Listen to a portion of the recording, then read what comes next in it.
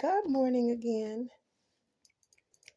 Love Tubers. I just got out of 40 Monday Mantras class with Valerie Love. Today was day 40. Congratulations. We start on Funny Money Spells on Monday. So I'm trying to get a lot done before Monday hits.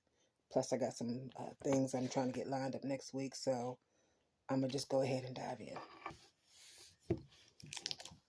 Thank you for tuning in, by the way. If you are a beginning practitioner, in regards to Orisha, 7 African Powers, and Tarot, you're in the right spot.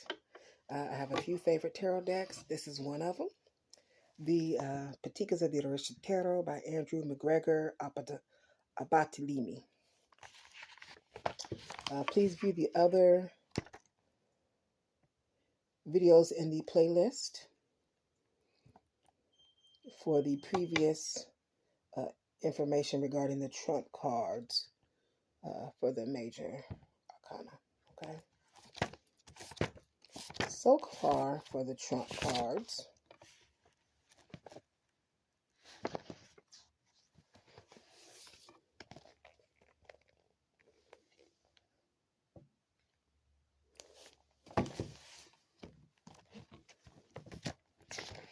I have covered 0 the Fool, 1 the Magician, 2 the Priestess, 3 the Empress, 4 the Emperor, 5 the Hierophant, 6 the Lovers, 7 the Chariot, 8 Justice, 9 the Hermit, 10 the Wheel, and 11 Courage. Well, Strength. Courage and okay, yep, Strength. Okay, 12 the Hanged Man.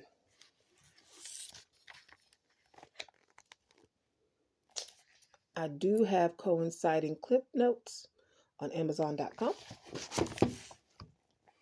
for both the major and the minor. Okay.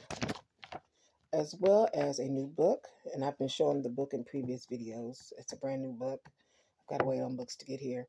But the name of it is The 7 African Powers Sacred Practices for Beginning Practitioners. Okay?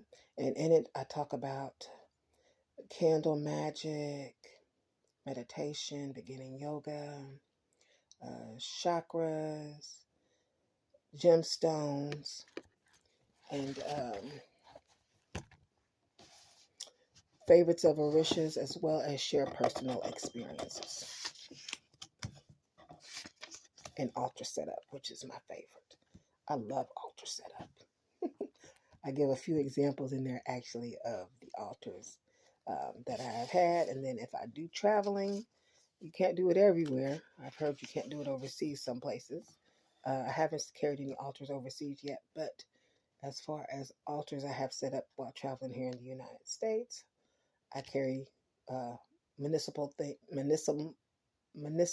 with me, or small minute things with me, to be able to set an altar up, like in the hotel rooms and things of that nature.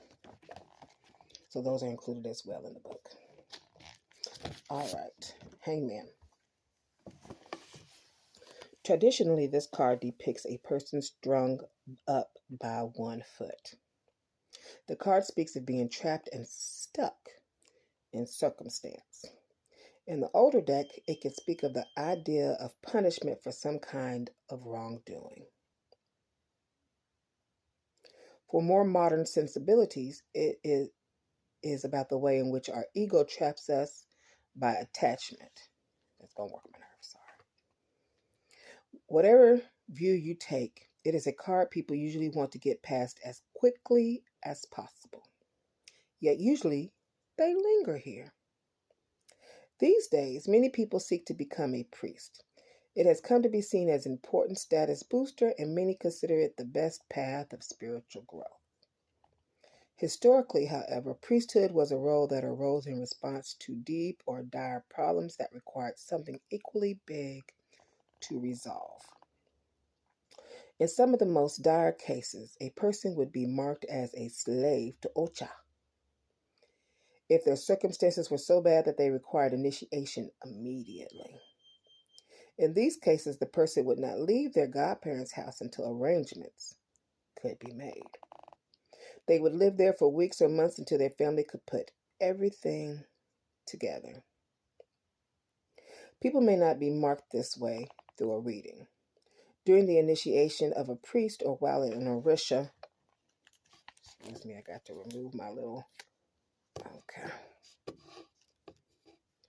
is processing someone, that they would have a meso, an elaborate multi-strand beaded loop placed over them.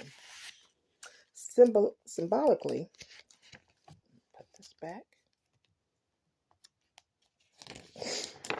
it would bring them closer to Obatala so he could watch them during this dangerous time.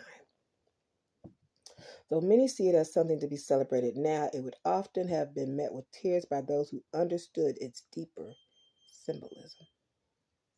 Being told your life is a mess is very hard to take, even if you know it. People often go through a variety of feelings. As a reader, it is important to keep good boundaries. Your job is to deliver the message, not to get caught up in what a querent does with it. If they argue with you, let it go. Give them time to think about it and do not try and explain how it fits their life or make it easier for them. They need to resolve their business personally.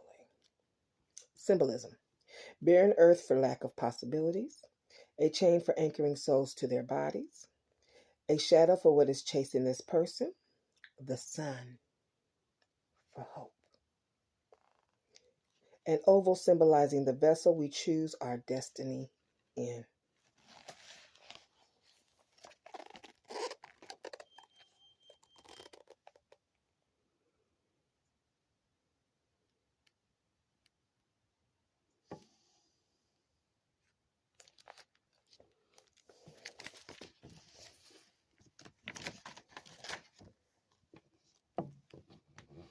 You know why I let that linger up there?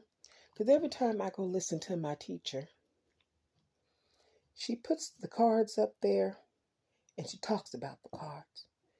But she never leaves the card up there long enough for when I'm doing the snapshot. And I've always got to rewind it back to get a snapshot. So that's why I let that linger up there.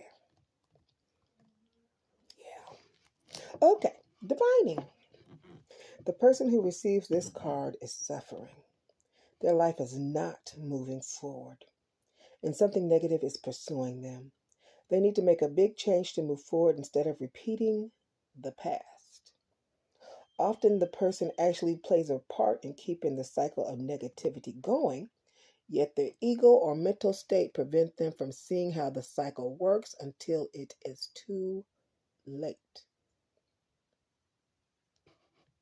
This person knows you will say these things, but you won't want to listen or be able to act on your good advice. Things are not moving ahead, plans will fail. The person may be their own worst enemy. They need to find more fertile opportunities elsewhere. The bigger the move, the better. Solutions. Admit you can't fix your own problems. See the appropriate professional. Do not drink or do drugs.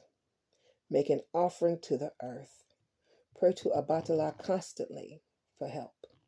Do not go back where you have been.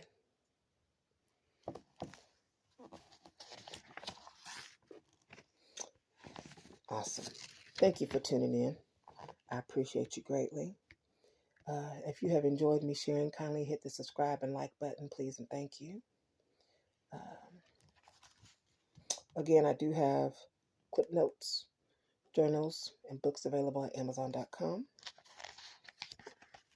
And I do hope you have a lovely day.